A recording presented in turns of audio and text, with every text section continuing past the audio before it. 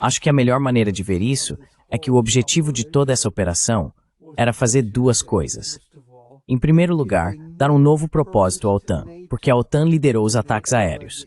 Essa foi, de longe, a maior participação em combate, a única participação significativa em combate que a OTAN já teve desde 1949, que foi a Operação Força Deliberada. E foi uma vitória. Não se pode argumentar contra uma vitória. Então isso deu um novo propósito à OTAN depois disso. A OTAN passou a ter uma nova função, ganhou novo prestígio. Em segundo lugar, isso ressaltou o fato de que os Estados europeus são impotentes. Eles tentaram por anos resolver o conflito, mas não conseguiram. Isso mostra o quanto são incompetentes. Só os Estados Unidos conseguiram, porque os Estados Unidos são um país visionário e sábio.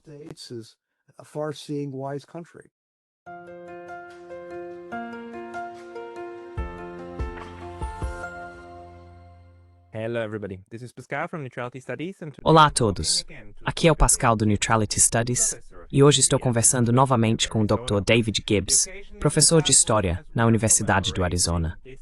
A ocasião é triste, pois estamos comemorando este mês o 3º aniversário do massacre de Srebrenica em 1995, no qual mais de 8.000 bósnios perderam suas vidas devido às atrocidades em massa que ocorreram lá. É sobre isso que queremos falar hoje. Então, David, bem-vindo de volta.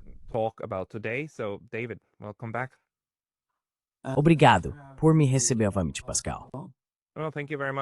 Muito obrigado por dedicar seu tempo para isso, porque é um aniversário triste.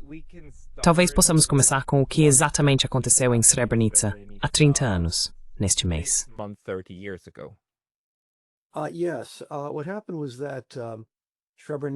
Sim, o que aconteceu foi que Srebrenica, em 1995, era uma chamada área segura.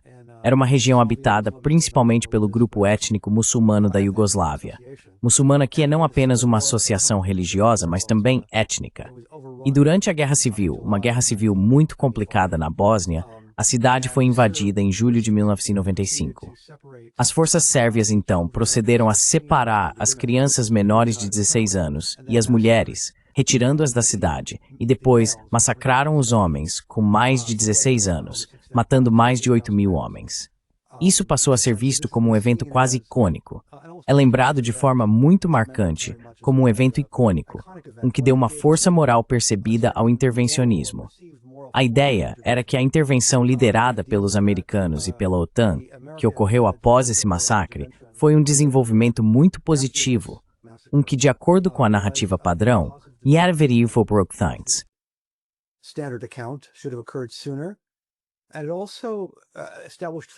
E também estabeleceu uma espécie de padrão moral de que a intervenção é a solução adequada para a limpeza étnica, abuso de mulheres e todo tipo de atrocidades, que a intervenção liderada pelos Estados Unidos é a forma de lidar com essas questões. Assim, deu um bom nome ao intervencionismo e fez com que parecesse algo moral a se fazer.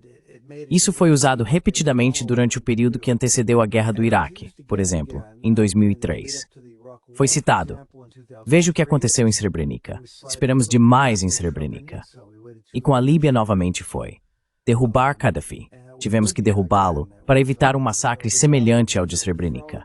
Isso continua surgindo repetidamente e realmente acabou se tornando quase um evento definidor.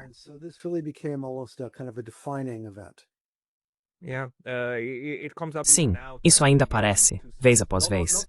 Não só como fizemos isso tarde demais, mas como temos uma obrigação moral de evitar uma segunda Srebrenica, certo?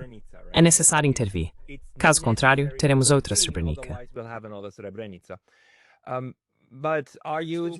Suponho que um dos temas que quero destacar aqui é que tudo isso poderia ter sido evitado por meio da diplomacia. A ideia basicamente era que os Estados Unidos bloquearam opções diplomáticas que teriam encerrado a guerra mais cedo ou até mesmo impedido que a guerra começasse. E então usaram a intervenção militar para resolvê-la no campo de batalha, de uma forma que avançasse os objetivos estratégicos americanos. A um custo altíssimo, toda a guerra poderia ter sido evitada. 100.000 vidas poderiam ter sido salvas.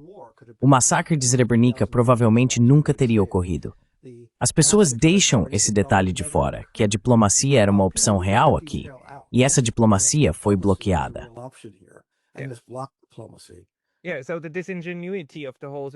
Sim, então, a falta de sinceridade de toda a situação é que nem era necessário chegar ao ponto em que a intervenção fosse a única opção para parar a violência. Mas será que podemos explicar isso um pouco melhor? Em que momento? Por que o massacre de Srebrenica aconteceu em 1995, na Bósnia e Herzegovina, certo? E isso foi 5 anos depois da União Soviética. Desculpe, depois que a Iugoslávia já tinha começado a se desintegrar. 4 anos. Desculpe, de 1991 a 1995. Então, 4 anos após o início das guerras iugoslavas, que foram uma série de diferentes eventos políticos, resultando no que hoje temos como 7 estados sucessores do que antes era a Iugoslávia. Então você pode nos dizer por onde devemos começar a história do massacre de Srebrenica?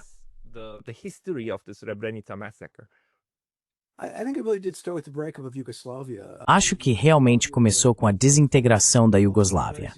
A Iugoslávia era um estado comunista multiétnico, na minha opinião, em grande parte muito bem sucedido. Era frequentemente citada como uma forma relativamente humana de comunismo, que até então ela começou a se desintegrar no final dos anos 70, mas no contexto, eu diria, de uma crise global do capitalismo, que também afetou estados não capitalistas na Europa Oriental. Mas até os anos 70, durante talvez os primeiros 25 anos de sua existência, a Iugoslávia era considerada um estado comunista excepcionalmente bem-sucedido. E era citada como, se não totalmente democrática nesse sentido, era autogerida pelos trabalhadores. Havia um sistema de autogestão dos trabalhadores e taxas de crescimento econômico muito altas. Mas começou a se desintegrar por razões econômicas.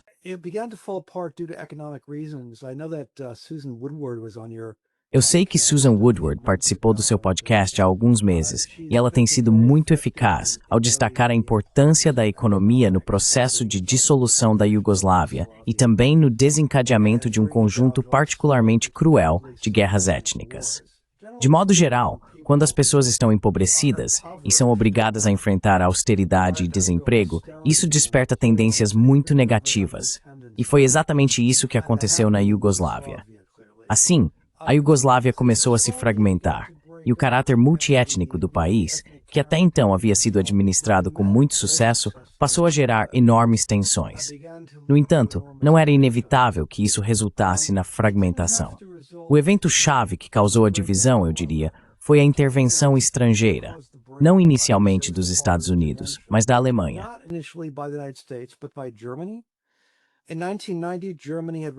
Em 1990, a Alemanha havia se reunificado e os alemães realmente demonstravam uma certa, não sei como dizer, arrogância, digamos assim, já que agora eram o maior e mais poderoso país da Europa. Eles estavam dispostos a deixar de lado seu poder anterior, sua timidez em política externa e agiram fora da União Europeia e da OTAN, começando a incentivar abertamente a desintegração da Iugoslávia.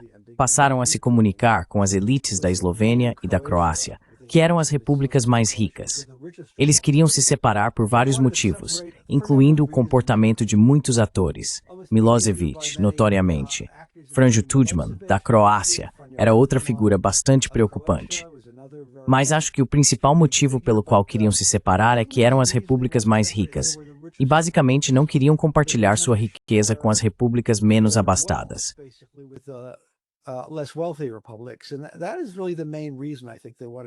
E essa é realmente a principal razão pela qual acho que eles queriam se separar. Isso aparece repetidamente.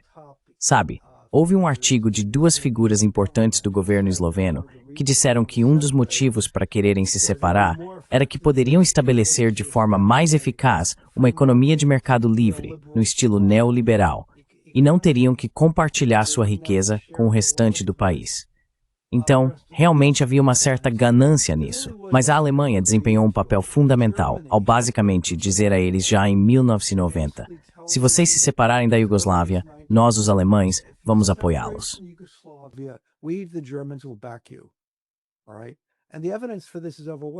E as evidências para isso são esmagadoras. Temos informações de várias fontes. Temos de Stjepan Mesic, que é o ex-presidente da Croácia. Temos de David Halberstam, um autor vencedor do prêmio Pulitzer, que entrevistou muitas das figuras-chave. Temos de diversos jornais militares diferentes. Portanto, as múltiplas fontes apontam na mesma direção. Que a Alemanha desempenhou um papel fundamental ao deixar Eslovênia e Croácia saberem que seriam apoiadas pela Alemanha caso se separassem. Acho que o motivo da Alemanha aqui era, pelo menos em parte, anticomunista.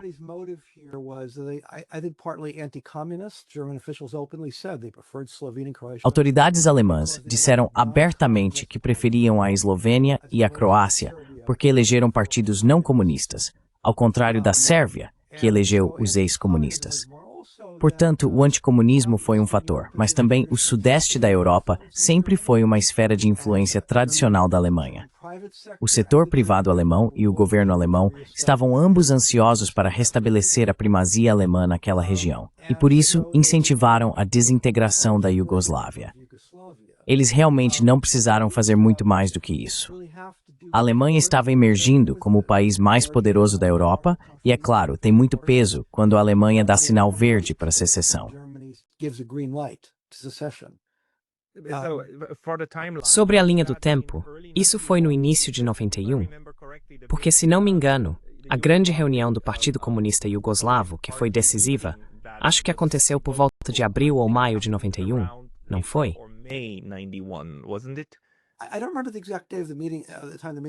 Não me lembro do dia ou da hora exata da reunião. A secessão propriamente dita foi em junho. Junho de 91 foi a declaração formal de secessão. Mas é a mídia. Sim. Os Estados Unidos, nesse período, estavam ocupados com outras coisas. 1991 foi um ano muito movimentado para os Estados Unidos. Houve a Primeira Guerra do Golfo, o maior uso de força militar desde o Vietnã.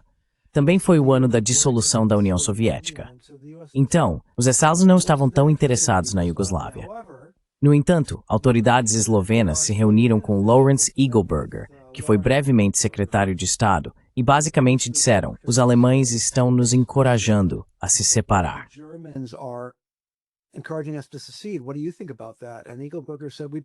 O que você acha disso?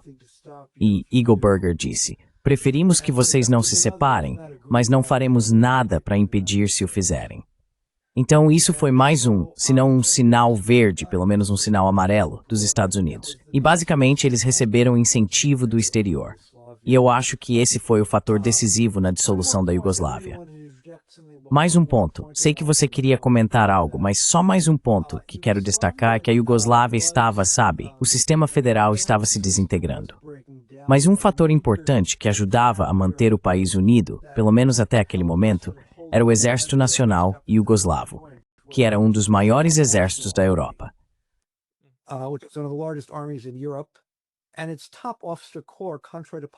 E o alto escalão de oficiais, ao contrário do que muitos pensam, era multiétnico. Os principais generais eram de diferentes nacionalidades. Existe um mito de que era dominado por sérvios. Isso não é verdade. Certamente não entre os generais de topo. As duas principais figuras eram o general Veljko Kadijević, que tinha origem mista croata e sérvia, e o vice-ministro da defesa era o almirante Stani Brovet, que era esloveno. Portanto, era realmente um grupo muito multiétnico, com forte orientação comunista, muito ideológico e pró-Iugoslávia. Eles estavam totalmente determinados a usar a força para impedir a secessão. O que é notável é que tanto a União Europeia quanto os Estados Unidos insistiram que o uso da força era inadmissível.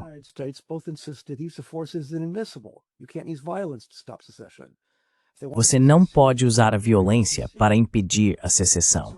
Se eles querem se separar, têm o direito de fazê-lo. Isso é um desenvolvimento notável, porque o direito internacional até então era firmemente contra a secessão. A secessão era inadmissível. Eu venho de um país, os Estados Unidos, onde isso foi estabelecido em 1861. Abraham Lincoln foi à guerra contra o Sul, não inicialmente para acabar com a escravidão, mas para impedir a secessão. E, portanto, a secessão sempre teve uma conotação bastante odiosa durante a Guerra Fria. Mas, de repente, a comunidade internacional estava disposta a aceitar a secessão. E eu acho que esse foi o principal fator que levou à desintegração da Iugoslávia, o incentivo internacional a isso.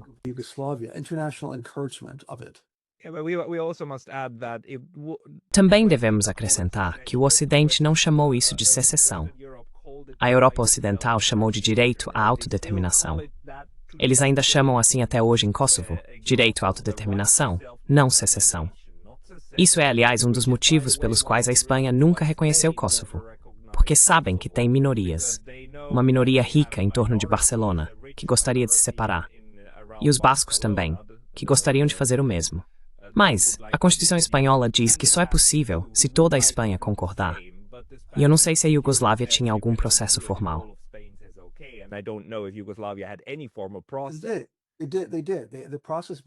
Eles fizeram isso.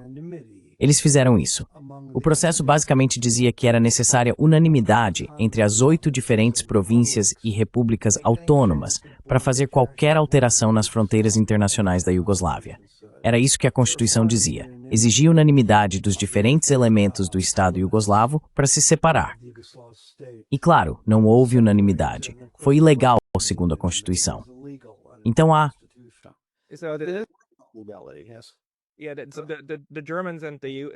Sim, então os alemães e os Estados Unidos dizendo, sabe, se vocês quiserem se separar, nós apoiamos isso.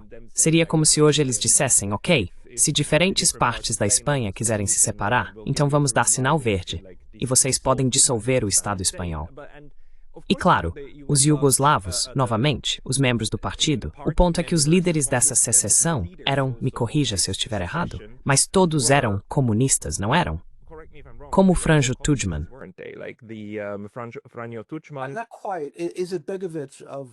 Não exatamente. Izetbegović, da Bósnia-Herzegovina, foi a única grande figura que não era comunista, mas todos os outros, Kukan, Slobodan, Tudjman da Croácia, claro, Milosevic, da Sérvia, eram todos ex-comunistas que deixaram o partido à medida que ele se desintegrava. O partido já não funcionava mais em nível federal, em 1991. O único elemento iugoslavo que ainda permanecia intacto era o exército.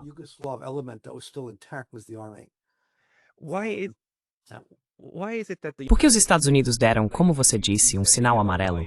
Porque no mesmo ano, 1991, em agosto, George H.W. Bush fez um discurso importante na Ucrânia, na Rada Ucraniana, dizendo, por favor, não se separem. Achamos melhor que a União Soviética permaneça unida.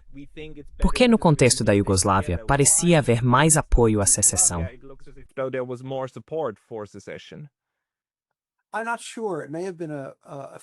Não tenho certeza. Pode ter sido um momento de distração. Realmente parece que os Estados Unidos não estavam focados na Iugoslávia e basicamente permitiram que a Alemanha assumisse a liderança. Um secretário de Estado posterior ao Eagle Burger, chamado James Baker, disse que não temos um cachorro nessa briga. Essa foi a expressão dele.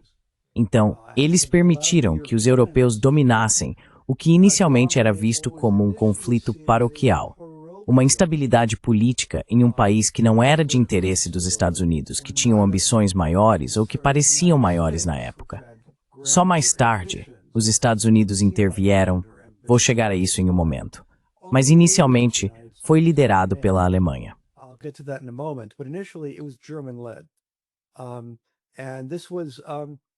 E a Alemanha realmente desempenhou um papel fundamental aqui. E este é realmente o único caso que consigo lembrar em que a Alemanha agiu unilateralmente. Ela agiu fora da União Europeia. Agiu sem permissão dos americanos, embora os Estados Unidos tenham posteriormente endossado o que eles fizeram.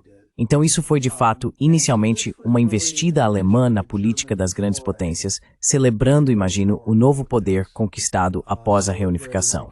Aliás, isso criou um precedente muito ruim, porque pode-se dizer que uma das grandes conquistas da Guerra Fria foi a ausência de secessão. Houve descolonização, mas isso era, do ponto de vista legal, algo completamente diferente. Mas a fragmentação de países era vista como algo proibido.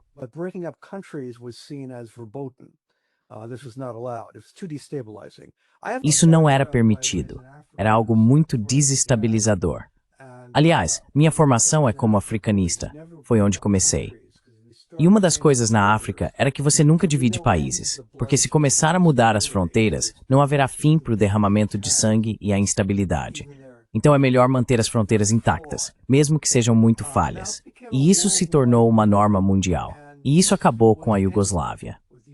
Isso realmente introduziu um novo elemento de instabilidade na política mundial desde então. Acho que ainda não foi totalmente compreendido que a Iugoslávia meio que abriu uma caixa de Pandora, por assim dizer, no mundo todo, não só para a Iugoslávia, mas para o globo inteiro. Além disso, sabe, é uma das coisas que deixa pessoas como nós um pouco irritadas quando ouvimos europeus dizerem que 2022 é a primeira vez desde a Segunda Guerra Mundial que fronteiras foram mudadas à força pela Rússia. É tipo, não, fronteiras já foram mudadas à força. Quero dizer, não podemos esquecer os 10 anos da Iugoslávia. Por favor. Eu acho que basicamente a posição dos Estados-membros é que nenhum país tem o direito de mudar fronteiras, a menos que nós orquestremos isso, a menos que os Estados-membros orquestrem isso. Acho que essa é a posição dos Estados.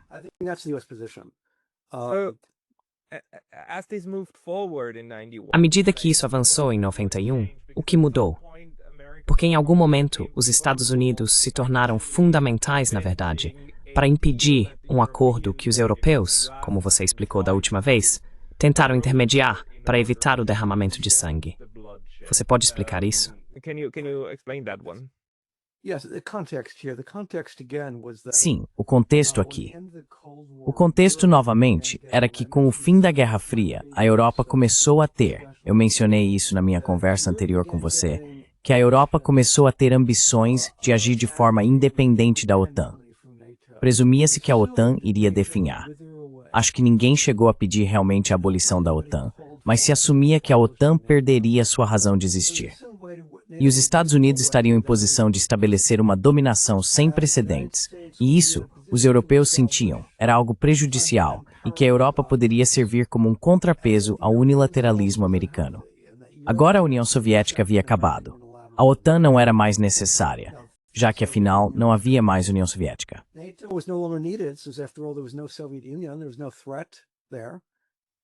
Não havia ameaça ali. E os Estados Unidos estavam determinados a impedir isso. Os Estados Unidos estavam determinados a reafirmar o valor da OTAN e a bloquear a independência europeia. E estavam procurando uma oportunidade para fazê-lo. Acho que o que os fez mudar de ideia sobre a Iugoslávia foi simplesmente o seguinte. No início de 1992, estava evidente que a Iugoslávia estava se tornando uma questão mundial importante. A imprensa cobria o assunto o tempo todo. Estava recebendo grande atenção. Era constrangedor que os Estados Unidos não estivessem profundamente envolvidos nessa questão. Parecia que os europeus iriam usar a guerra iugoslava como uma oportunidade para demonstrar sua capacidade de agir como uma potência mundial.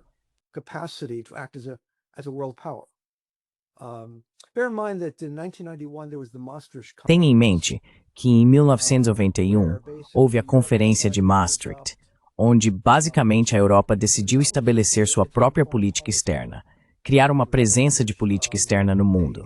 E novamente os Estados Unidos estavam determinados a insistir que se isso acontecesse, seria feito sob a tutela dos Estados Unidos, o que bloquearia o esforço de independência da Europa. A Iugoslávia tornou-se o palco onde eles buscariam alcançar isso. Assim, o que os Estados Unidos precisavam fazer agora era, já que a Alemanha havia basicamente patrocinado a secessão da Eslovênia e da Croácia, os Estados Unidos patrocinariam a secessão da Bósnia-Herzegovina.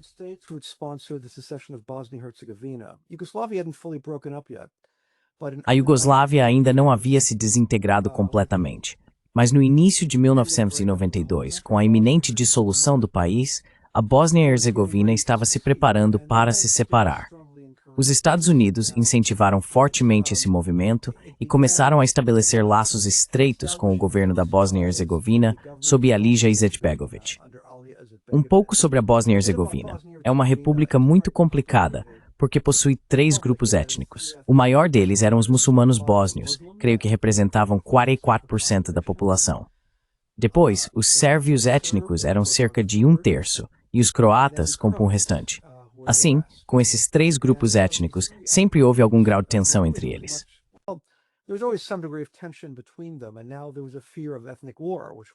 E agora havia o medo de uma guerra étnica, que de fato aconteceu.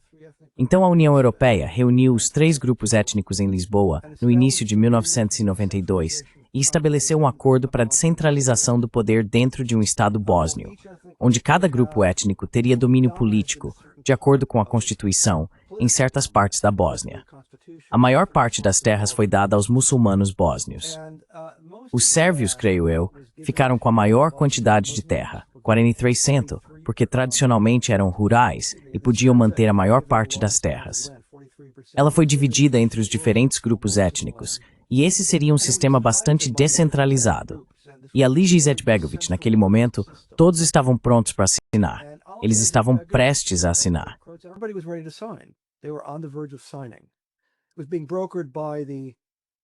O acordo estava sendo mediado pelo diplomata português José Cutileiro e por Peter Carrington, o ex-ministro das Relações Exteriores britânico. Então, o embaixador do Estado Warren Zimmerman se reuniu com os croatas e os muçulmanos e disse: "Vocês não precisam assinar se não quiserem", com uma forte implicação de que os Estados Unidos os apoiariam caso não assinassem.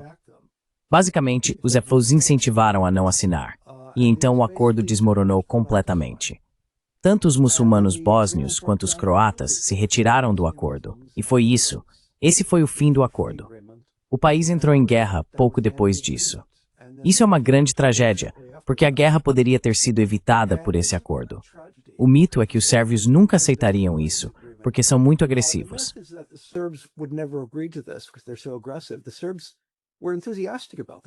Os sérvios estavam entusiasmados com esse acordo.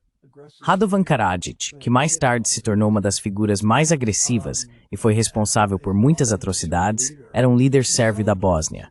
Ele celebrou esse acordo, dizendo que era algo maravilhoso.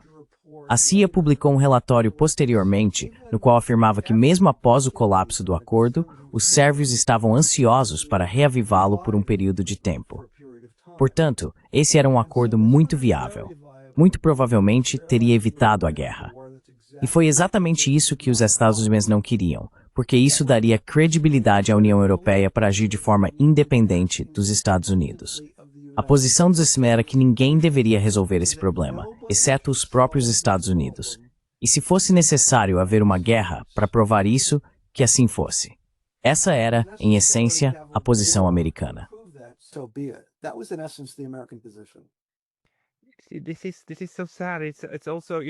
Isso é tão triste. Também é, sabe, para aqueles de nós que têm acompanhado como a guerra na Ucrânia, a guerra russo-ucraniana, se desenrolou ao longo do tempo, é tão reminiscentes de todos esses momentos em que a diplomacia esteve prestes a evitar o derramamento de sangue. E como a diplomacia, se for torpedeada, mesmo que apenas por uma grande potência, não afundando o acordo, mas encorajando uma das partes a não aceitá-lo. Como então a guerra se torna o desfecho inevitável disso? Que na verdade é o método preferido, certo?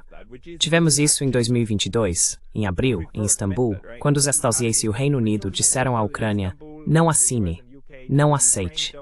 Isso mesmo, vamos resolver no campo de batalha. E tivemos isso em 1992, disseram, 30 anos antes: não assine, vamos resolver no campo de batalha. Claro, o campo de batalha então se tornou extremamente brutal, e isso, diretamente a Srebrenica.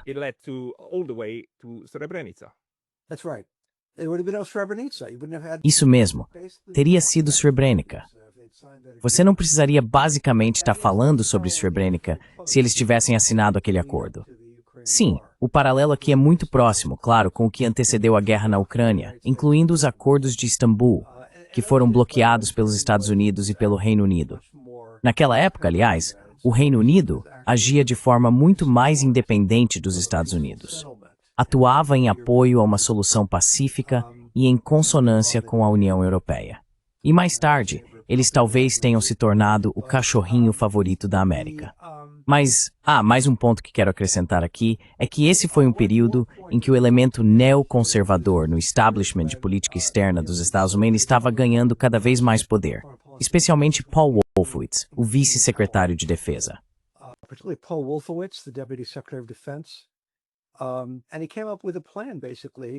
E ele elaborou um plano, basicamente, para a dominação unilateral dos Estados como a força orientadora que deveria direcionar a política americana no período pós-Guerra Fria. E eu acho que a Bósnia e Herzegovina seria o principal de teste para o plano de Wolfowitz. Uma das principais características dos neoconservadores é não negociar.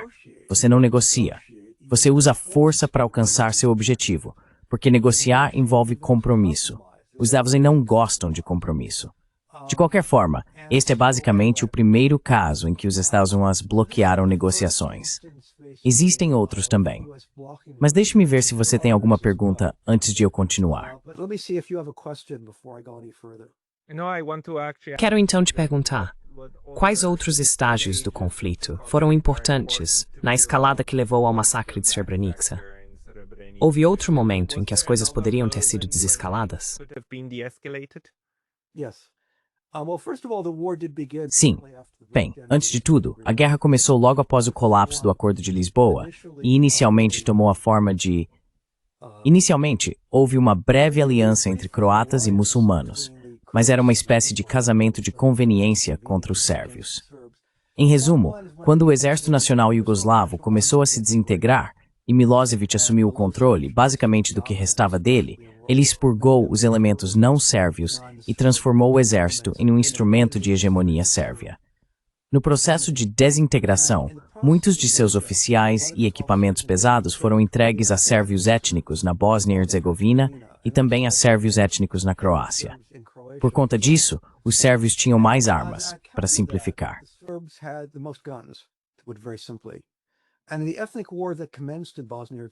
Na guerra étnica que começou na Bósnia e Herzegovina, os sérvios sempre tiveram vantagem até o final, porque possuíam mais armamentos. Eles estavam em posição de adotar um comportamento agressivo e realizar a limpeza étnica na maior parte do país. Em poucos meses, eles controlavam, acredito, 70% do território da Bósnia e Herzegovina e realizaram uma limpeza étnica em massa tanto contra os muçulmanos bósnios quanto contra os croatas. Tenho que dizer que nenhum dos lados aqui agiu com grande valor moral. Certamente os sérvios não agiram, mas os muçulmanos e os croatas, basicamente. Primeiro, eles próprios travaram uma guerra que durou quase um ano. A aliança deles se desfez, e o conflito se tornou uma guerra de 3 lados, com atrocidades brutais cometidas.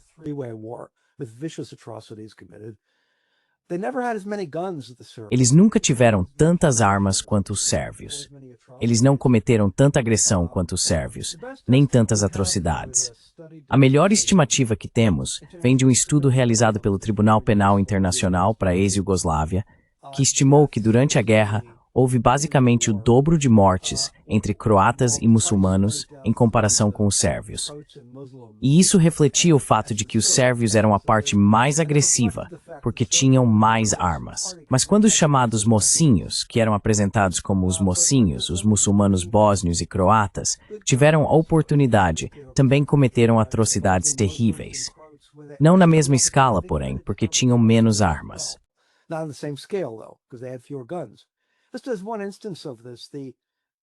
Há um exemplo disso. Oficiais da OTAN, incluindo o General Boyd, um dos principais generais da OTAN, disseram na Foreign Affairs que não há dúvida de que os muçulmanos bósnios frequentemente bombardeavam seus próprios civis e culpavam os sérvios, como era feito regularmente. Houve um comportamento muito cínico por parte dos muçulmanos bósnios.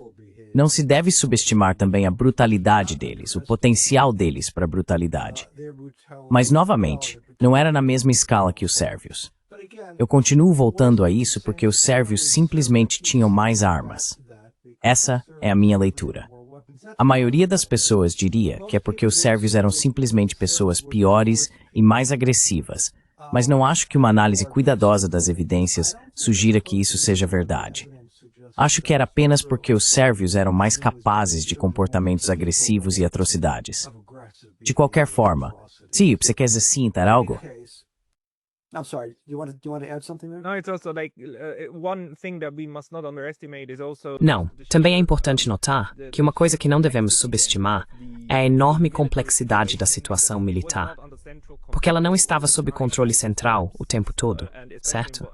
Os sérvios, especialmente na Bósnia e Herzegovina, tinham forças sob o controle de diferentes facções, e havia tendências muito fortes e violentas entre esses grupos paramilitares de buscar vingança por quaisquer outras atrocidades que tivessem sofrido. Então você tem toda essa lógica de violência que gera mais violência, e essas forças separadas começam a lutar entre si. Portanto, não era tudo coordenado pelo comando central. Acho que as forças sérvias eram, na verdade, as mais integradas nesse sentido, mas as outras não eram. in that sense, but the others certainly weren't. Yeah. I think that's probably true because Sim, acho que isso provavelmente é verdade, porque os oficiais de nível médio do Exército Nacional Iugoslavo eram desproporcionalmente sérvios. E muitos desses oficiais foram para o exército sérvio da Bósnia, então eles tinham uma integração melhor. Foi uma guerra muito complicada, extremamente complicada, sem dúvida alguma. Aliás, devo acrescentar que os sérvios da Bósnia receberam assistência significativa da República da Sérvia, liderada por Milošević. E foi assim que a guerra prosseguiu. Agora, durante todo esse período, duas coisas estavam acontecendo. Em primeiro lugar, os europeus continuaram persistentemente tentando alcançar um acordo negociado, atuando junto com a Secretaria da ONU.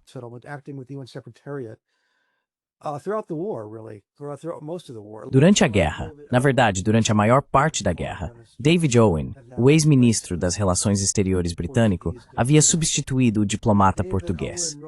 David Owen escreveu suas memórias e, por literalmente anos, tentou intermediar um acordo um tanto semelhante ao Acordo de Lisboa. Ele disse que o principal obstáculo para isso era que os Estados Unidos simplesmente sabotavam seus esforços. E, novamente, isso é uma atitude muito cínica, que os Estados Unidos sabotassem esses esforços. Agora, Bem, suposto-se é de Bracemo para isso.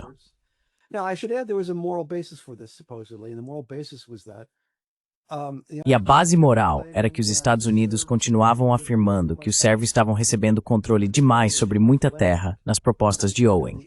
Eles receberiam 43% da terra, enquanto eram apenas, acho que, 31% da população. E isso era uma traição. Era um presente para os sérvios. Era uma recompensa pela limpeza étnica, diziam os americanos. Mas isso não é realmente verdade, porque, novamente, os sérvios eram em sua maioria rurais, ou seja, eram pessoas do campo. Naturalmente controlavam mais terras do que os outros grupos, o que explicava sua demografia rural. Mas, de qualquer forma, certamente teria sido melhor acabar com a guerra mais cedo. Teria sido mais moral encerrar a guerra cedo, mas os americanos continuaram bloqueando isso. E eu acho que o motivo era que eles não queriam que os europeus recebessem o crédito por acabar com a guerra. Agora, a questão era, por que os Estados Unidos não intervieram diretamente na guerra e a resolveram em seus próprios termos? Eles acabaram fazendo isso, mas demoraram muito. Por que demoraram tanto? Essa é uma questão interessante. Acho que o motivo era que mesmo no nível político, primeiro sob Bush e depois ainda mais sob Clinton, eles não queriam intervir. E os militares dos Estados Unidos estavam receosos quanto a isso.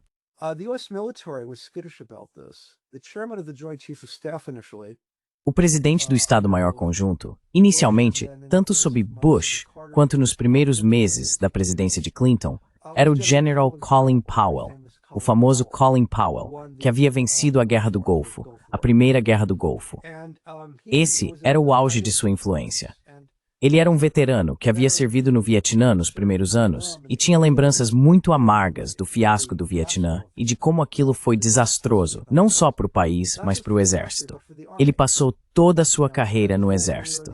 Não queria repetir o Vietnã. Era muito cauteloso em relação a qualquer intervenção que arriscasse um compromisso americano de longo prazo, sem uma possibilidade imediata de vitória. Por isso, basicamente, bloqueou qualquer intervenção direta dos Estados Unidos.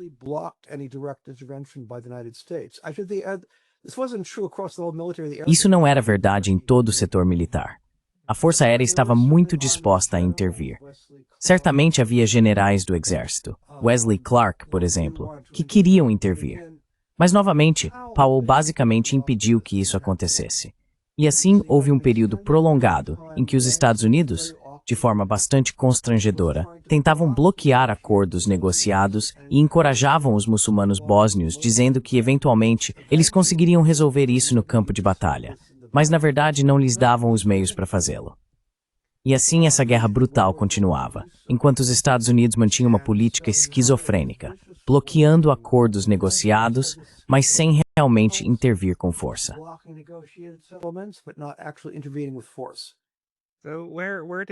Então, de onde vieram as armas que o outro lado usou? Quero dizer, parte delas deve ter vindo dos estoques, certo? que os croatas e os bósnios conseguiram usar.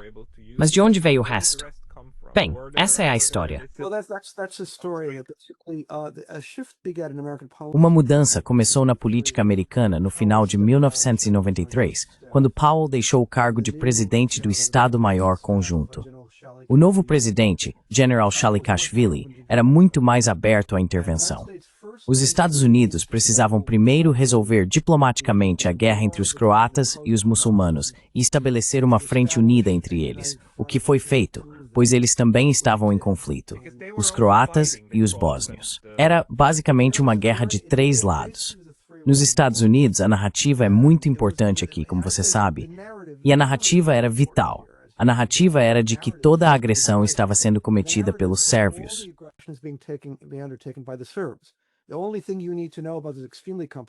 A única coisa que você precisa saber sobre essa guerra extremamente complexa é que havia essas pessoas muito agressivas chamadas sérvios. E eles foram apresentados de maneiras realmente bastante odiosas, pode-se dizer, como se os sérvios fossem simplesmente pessoas más. O problema é que isso não correspondia realmente à realidade, porque era uma guerra de 3 lados. Todos os 3 lados estavam lutando ferozmente entre si. Então, os Estados Unidos tiveram que resolver a guerra entre os croatas e os muçulmanos, o que fizeram diplomaticamente, e estabelecer que era necessário chegar a um acordo para encerrar a guerra.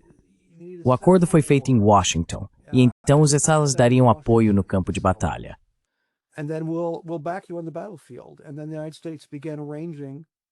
E então os Estados Unidos começaram a organizar para que o Irã, de todos os lugares, passasse a fornecer armas para a Aliança Bósnio-Muçulmana e também para o governo da Croácia ao mesmo tempo. Vamos falar sobre o envolvimento da Croácia em um momento. Isso violava um embargo de armas da ONU, mas os Estados Unidos simplesmente ignoraram o embargo. Eles apenas ajudaram a entregar as armas. Novamente, isso foi uma violação técnica do direito internacional, mas foi feito mesmo assim. Isso era conhecido na época? Não, não era. Foi feito em segredo e só veio à tona depois. Um investigador holandês que teve acesso aos arquivos da OTAN escreveu um relatório para o Tribunal Penal Internacional para a ex-Yugoslávia.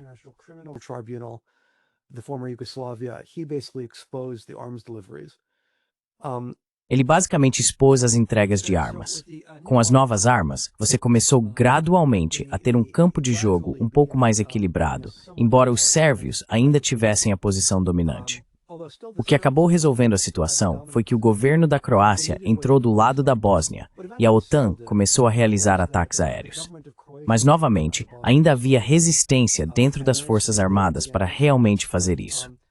E assim, os Estados Unidos continuaram sem dar o golpe final nos sérvios.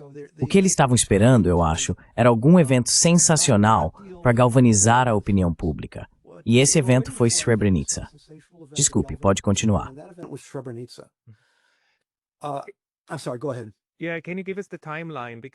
Sim, você pode nos dar a linha do tempo.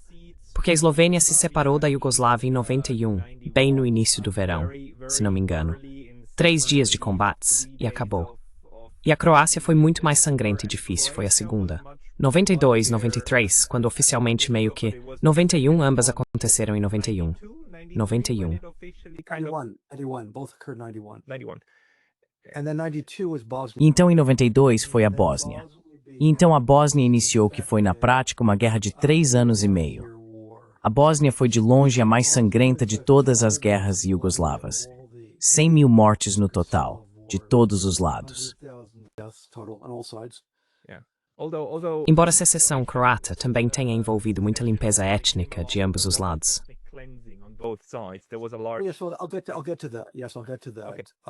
Eu vou chegar lá. Então, basicamente, os Estados Unidos também começaram a preparar a Croácia para uma ofensiva e enviaram o que são chamados de contratados militares. Alguém poderia, de forma cínica, chamá-los de mercenários, licenciados pelos Estados Unidos para treinar o exército croata com suas novas armas e prepará-los, basicamente, para uma ofensiva para acabar com a guerra. Na própria Croácia, que também teve uma guerra, houve uma secessão das regiões de língua sérvia, um lugar chamado Krajina. O objetivo era resolver essa guerra e depois intervir na Bósnia e Herzegovina ao lado da Federação Muçulmano-Croata contra os sérvios. O que aconteceu primeiro, porém, foi um terrível massacre em Srebrenica.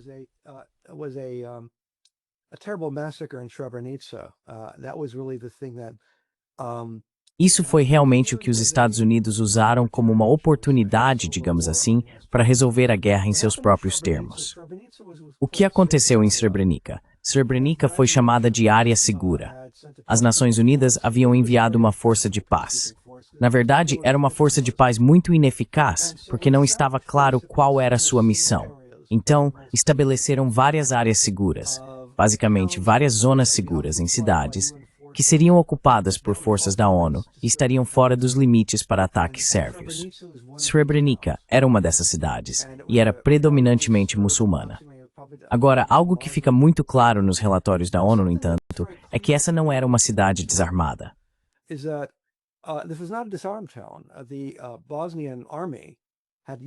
O exército bósnio tinha unidades lá, uma divisão completa, creio eu, sob o comando de alguém chamado Nazer Oric. E ele conseguia realizar investidas contra posições sérvias a partir de Srebrenica, mas os sérvios não podiam retaliar totalmente porque era uma área segura. Oric, aliás, tinha uma péssima reputação por atrocidades. Isso veio à tona. Até mesmo testemunhas de acusação contra Milosevic reconheceram que ele tinha uma reputação terrível por atrocidades. Em certo momento, parece muito possível que o governo bósnio tenha decidido deixar Srebrenica cair, pois começaram a retirar seu equipamento pesado de lá em julho. Isso é confirmado por Carl Bildt, ex-primeiro-ministro sueco, que foi um dos mediadores da OIRE durante esse período.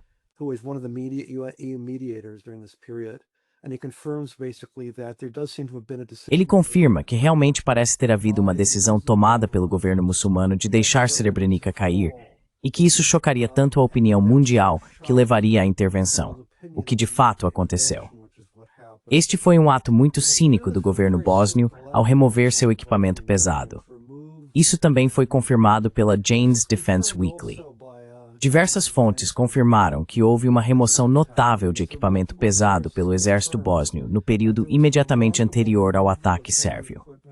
Também havia forças da ONU lá, mas estavam levemente armadas. Havia um batalhão holandês.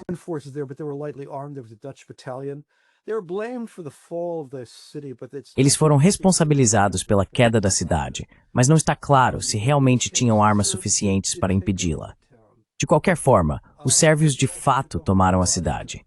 Eles também tomaram Gorazde, e pareciam particularmente ressentidos com Srebrenica.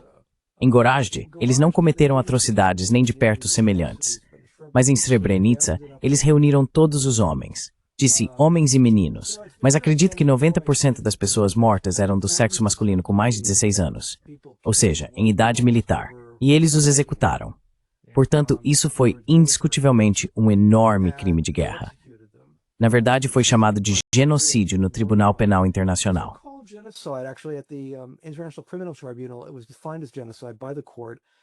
Foi definido como genocídio pelo tribunal. Isso realmente é questionável. Houve um artigo na Yale Law Review, não na própria Yale Law Journal, mas acho que na Yale Journal of International Law, que levantou questões reais sobre se atendia ou não ao padrão de genocídio. William Schabas, que era um jurista irlandês, na verdade um professor de direito irlandês, se não me engano, e presidente da Associação Internacional de Estudos sobre Genocídio, disse que não achava que atendia ao padrão de genocídio. Mas, de qualquer forma, foi chamado de genocídio, com razão ou não. Eu acho que isso, me desculpe.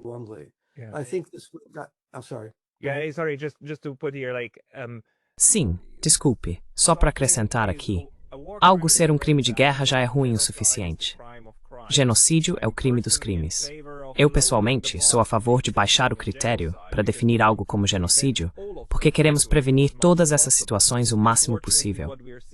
Infelizmente, o que estamos vendo é que mesmo com a designação de genocídio, existem interesses geopolíticos muito claros quando atores ocidentais querem rotular qualquer crime de guerra que seja útil para eles como genocídio. Inclusive, por exemplo, o suposto genocídio contra os uigures pela China, certo? Esse é aparentemente Srebrenica, e por aí vai. Mas qualquer coisa que aconteça do lado que apoiamos, como Israel e Palestina, se você chamar de genocídio, então você se torna persona non grata, certo? Porque, De acordo com a narrativa ocidental, eles mal cometem crimes. Mas ok, aqui estamos em um lugar onde temos uma grande atrocidade, uma atrocidade massiva. No question about it. It was a huge atrocity. Sem dúvida, foi uma enorme atrocidade. Acho que o que aconteceu aqui com o uso da palavra genocídio é que houve uma redefinição do termo. Até então, genocídio nunca havia sido usado a menos que houvesse centenas de milhares de mortes. Nunca, não de forma séria. E essa foi a primeira vez que isso aconteceu. Foi uma redução do critério, uma redução significativa do critério. E o problema é que, basicamente, se genocídio se aplica a todos os crimes de guerra.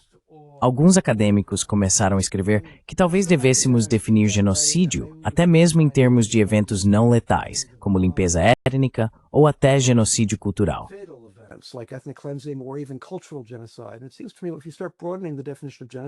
Parece-me que se você começar a ampliar a definição de genocídio para abranger quase todos os tipos de atrocidades, não fica mais claro o que isso realmente significa, e o termo começa a perder o sentido. Tenho muito receio dessa possibilidade. Acho que esse é um perigo real. Críticos como Chabas já levantaram esse ponto e consideram uma observação legítima. Se você usa demais um termo, ele perde o significado. Na prática, o que aconteceu é que até Gaza, genocídio só era usado contra inimigos potenciais ou reais dos Estados Unidos. Apenas inimigos dos Estados Unidos cometem genocídio. Os Estados Unidos nunca cometem genocídio, e aliados dos Estados Unidos nunca cometem genocídio.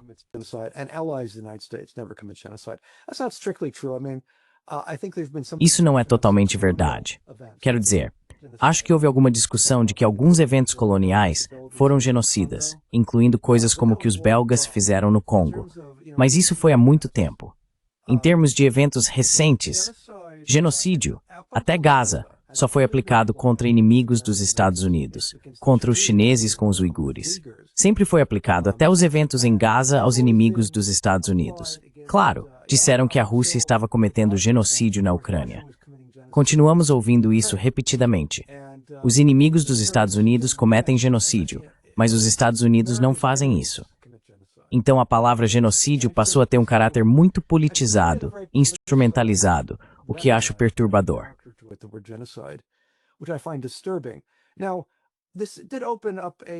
Agora, isso abriu uma questão aqui, porque uma vez que você começa a ampliar a definição de genocídio, bem, o fato é que os Estados Unidos se tornaram cúmplices de genocídio em Gaza, do que aconteceu em Gaza.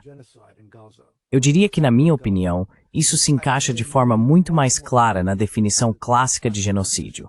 Um caso muito mais convincente pode ser feito de que o que os israelenses estão fazendo em Gaza, tanto em termos de efeito quanto de intenção, é genocida.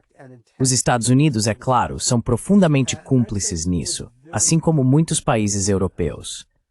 Esse é um fato muito desconfortável para os Estados Unidos, mas isso é realmente uma aberração, porque até então, os Estados Unidos estavam heroicamente lutando contra o genocídio. E a única crítica que se podia fazer à América era quando ela não intervinha.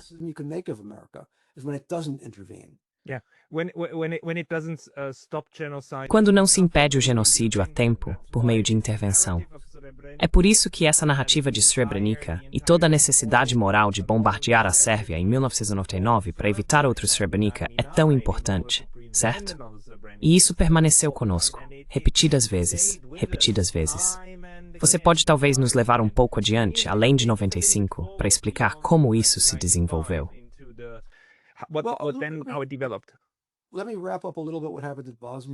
Deixe-me resumir um pouco o que aconteceu na Bósnia.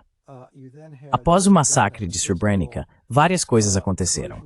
Em primeiro lugar, o governo croata recebeu sinal verde dos Estados Unidos para atacar os sérvios étnicos na região da Krajina, que havia sido separada, e realizaram a limpeza étnica dos sérvios da Krajina, expulsando de cerca de 50 mil pessoas à força. Um dos maiores atos de limpeza étnica da guerra, na verdade, com apoio direto e incentivo dos americanos. Em seguida, o exército croata entrou na Bósnia e Herzegovina, se uniu ao exército bósnio e começou a avançar contra os sérvios, revertendo os ganhos dos sérvios. Simultaneamente, a OTAN entrou em ação e houve a Operação Força Deliberada, que foi uma série de ataques aéreos coordenados coordenados da OTAN contra posições sérvias. Coordinated airstrikes by NATO against Serb positions. About 2 weeks, I think it lasted about 2 weeks. Acho que durou cerca de 2 semanas. Então, basicamente, o que aconteceu foi a OTAN atacando pelo ar, e as forças terrestres da OTAN eram o exército bósnio, o exército muçulmano croata e o exército do governo croata. Eles começaram a empurrar os sérvios de volta. Depois que puderam reivindicar a vitória militar, os Estados Unidos reuniram todas as partes em uma base da Força Aérea em Dayton, Ohio. Em Dayton, Ohio, eles intermediaram um acordo de paz. Devo acrescentar que ficou muito claro que apenas os Estados Unidos participariam disso. Os europeus estavam envolvidos apenas como observadores. Houve quase uma humilhação ritualizada dos Estados europeus no processo de Dayton. O que surgiu disso foi um sucesso sensacional. Isso acabou com a guerra.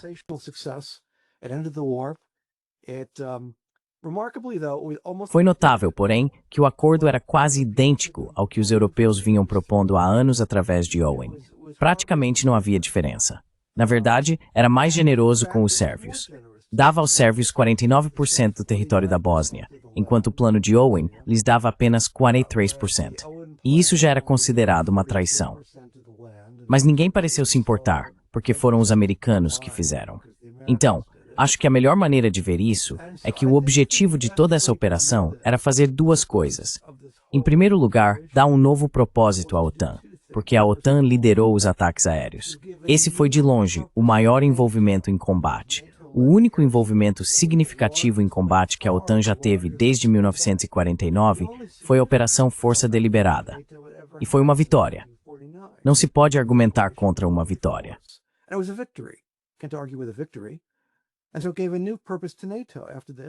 E assim, isso deu um novo propósito à OTAN depois disso. Sabe, a OTAN ganhou uma nova função, ganhou novo prestígio. Em segundo lugar, isso ressaltou o fato de que os Estados europeus são impotentes. Eles tentaram por anos resolver o conflito, mas não conseguiram. Isso mostra o quão incompetentes eles são. Só os Estados Unidos conseguiram, porque os Estados Unidos são um país visionário e sábio. Foi assim que foi apresentado. Isso foi muito celebrado por Richard Holbrooke, o funcionário do Departamento de Estado americano que orquestrou tudo. As memórias dele foram amplamente celebradas como uma obra literária de arte, eu acho. E ele foi apresentado como um herói.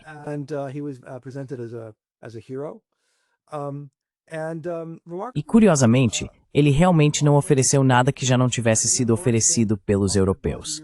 E essa guerra poderia ter sido resolvida anos antes, se os americanos tivessem permitido, mas eles não permitiram, porque não queriam que a Europa recebesse o crédito por isso.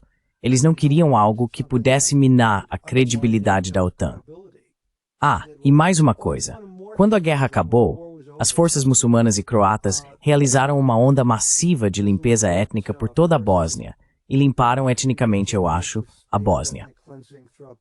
Durante as fases finais da guerra, e imediatamente após o fim do conflito, acho que mais uns 150.000, 200.000 sérvios.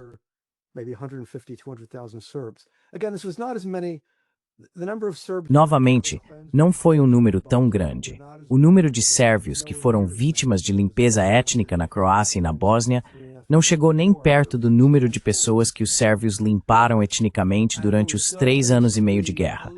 Mas ainda assim, foi substancial. E isso foi feito basicamente pelo menos com um incentivo e certamente sem qualquer condenação dos Estados Unidos e da OTAN. E então, para garantir que essa operação fosse bem-sucedida, acho que 60.000 forças da OTAN foram mobilizadas, as forças IFOR.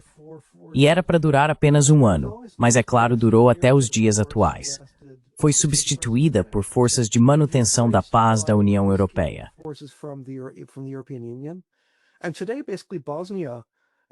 E hoje, basicamente, a Bósnia é essencialmente uma colônia da União Europeia, inicialmente da OTAN e agora da União Europeia.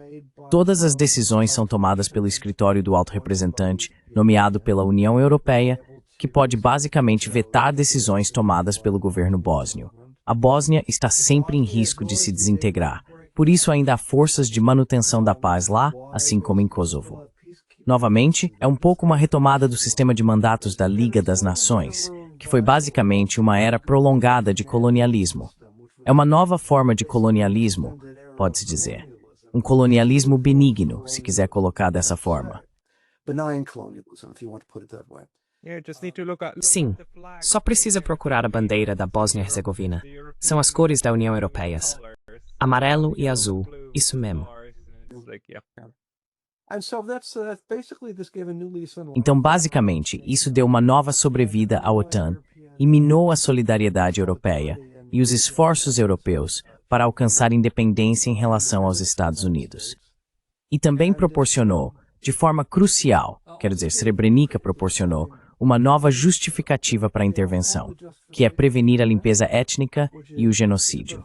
Isso foi especialmente celebrado em um livro de Samantha Power, que mais tarde se tornou uma importante funcionária do governo, chamado A Problem from Hell, America and the Age of Genocide. E o tema do livro era: a América intervém tarde demais ou não intervém o suficiente? Deveríamos intervir mais. A intervenção é algo bom, é a coisa moral a se fazer. Isso dá uma justificativa moral para a intervenção e a coloca em um patamar mais elevado.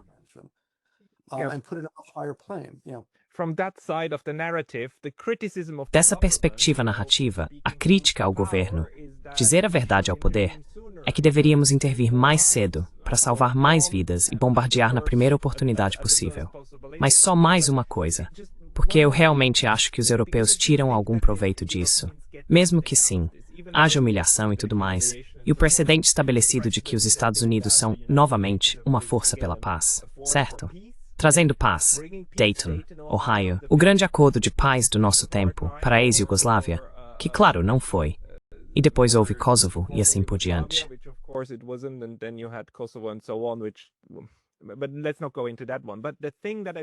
Mas vamos deixar esse assunto de lado.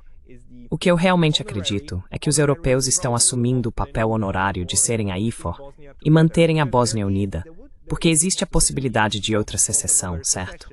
E os croatas na Bósnia-Herzegovina poderiam facilmente se juntar à Croácia, certo? Eles fazem fronteira e tudo mais. Mas os europeus dizem não, vocês ficam juntos, porque vocês são nosso caso de sucesso em trazer a paz. Segundo lugar honorário no policial.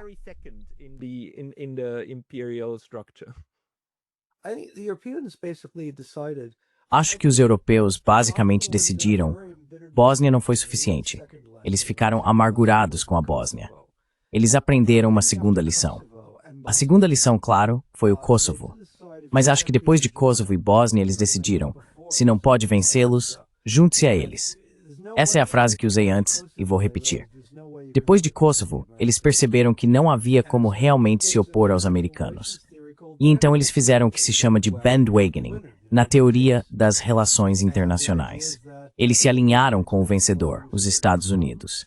E a ideia é que talvez os Estados Unidos permitam a eles algumas migalhas que possibilitem algum papel. E também devo acrescentar, é claro, que um fator importante aqui é o interesse estabelecido associado à Guerra Fria.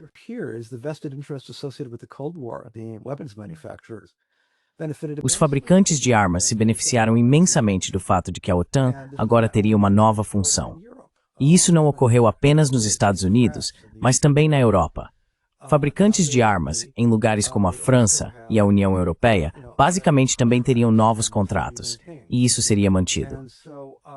Havia múltiplos fatores por trás da submissão da Europa aos Estados Unidos, mas é uma submissão que foi conquistada por meio de confrontos e de constantes intimidações, pode-se dizer, e a um custo muito alto. 100.000 pessoas perderam a vida, e poderiam muito bem estar vivas hoje, se não fossem os esforços contínuos dos Estados Unidos para bloquear as tentativas europeias de resolver essa questão.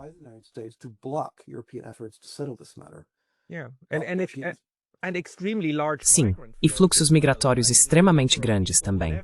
Quero dizer, o número de pessoas que deixaram a Iugoslávia e se estabeleceram também na Áustria, Suíça, Alemanha e assim por diante, porque foram forçadas a sair, é outra tragédia.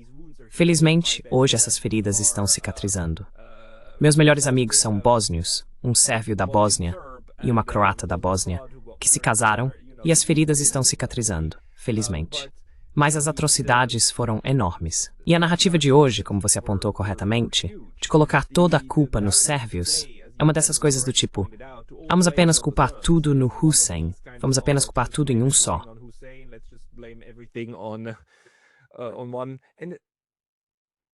Uma teoria ou história baseada em bicho-papão. Boogeyman theory of history. Teoria do bicho-papão na história. Só uma coisa. Os Estados Unidos, naquele estágio do conflito, já conseguiram bases militares com isso? Porque hoje a base mais importante dos Estados Unidos está, claro, em Kosovo. E essa só veio depois. Naquele momento, você acha que já havia uma estratégia de ter tropas em solo para uso futuro?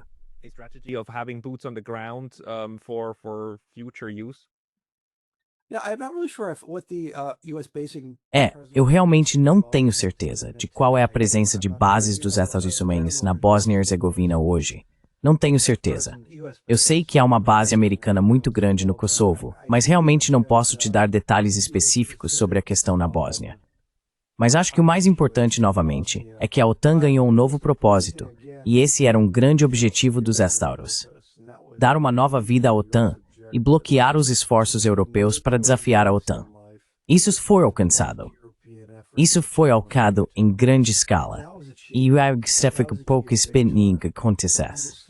Isso foi visto como grande conquista.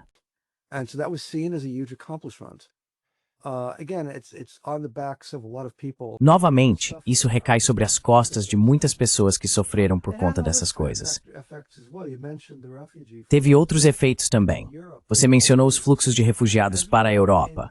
Como sabemos, tanto na Europa quanto nos Estados Unidos, a questão da imigração é um tema muito controverso.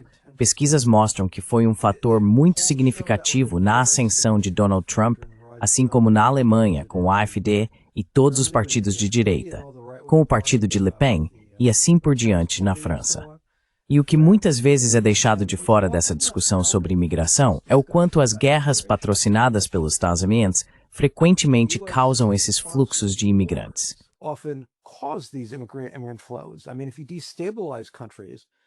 Quero dizer, se você desestabiliza países na antiga Iugoslávia, se você desestabiliza países no Oriente Médio através da guerra ao terror, se você os desestabiliza por meio de esforços para derrubar o governo sírio, através da Operação Timber Sycamore, todas essas ações produzem fluxos massivos de imigrantes. Nos Estados Unidos, todas as guerras na América Central nos anos 1980 ajudaram a aumentar a imigração para os Estados Unidos. Tudo isso é politicamente desestabilizador. Portanto, isso tem múltiplos efeitos negativos. As pessoas gostam de fingir que é só um benefício, mas olhe para todos os efeitos negativos que causou.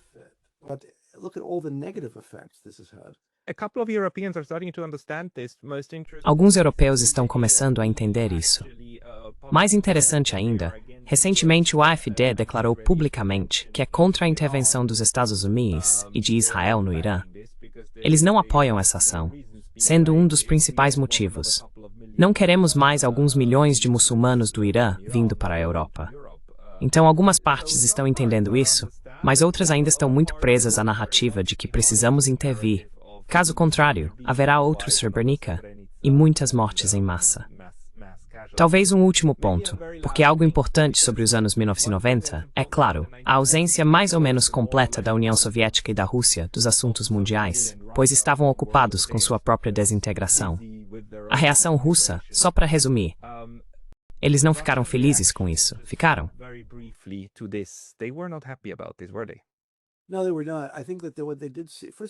Não, eles não eram. Em primeiro lugar, eles tinham alguma conexão étnica com os sérvios e se identificavam de certa forma com os sérvios como companheiros cristãos ortodoxos orientais. Mas o que eles percebiam de sua perspectiva como intimidação dos Estados da OTAN contra os sérvios, uma intimidação implacável, fazia com que se perguntassem se seriam os próximos. Isso era verdade na Bósnia. Era ainda mais verdade em Kosovo. Acho que Kosovo foi um ponto de virada para grande parte da elite russa em termos de enxergar os Estados Unidos e a hegemonia americana de uma forma muito mais sinistra e também de ver a OTAN de maneira muito mais negativa. Não há dúvida de que isso também plantou as sementes para o conflito russo com a OTAN e a atual guerra na Ucrânia.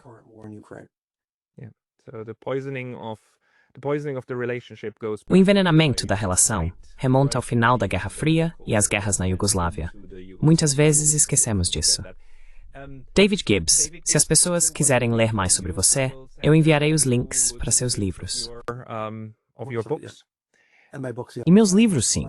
Meu livro de 2009 sobre a Iugoslávia. Primeiro, Não Cause Dano. First, I'll put that in Vou colocar o link na descrição. David Gibbs, muito obrigado pelo seu tempo hoje. time today. Obrigado, Pascal.